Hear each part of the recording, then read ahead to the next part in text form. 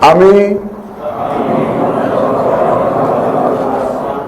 সংবিধান সংস্কার পরিষদ সদস্য হিসাবে সশ্রদ্ধ চিত্তে শপথ করিতেছি যে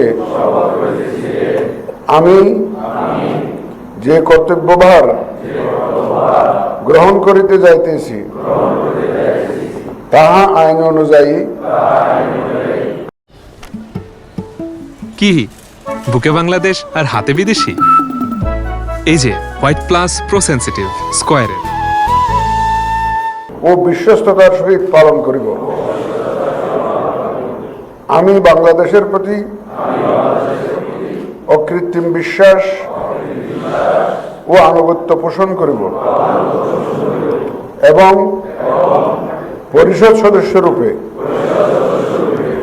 আমার কর্তব্য পালনকে ব্যক্তিগত স্বার্থের দ্বারা প্রভাবিত হইতে দিব না। ধন্যবাদ।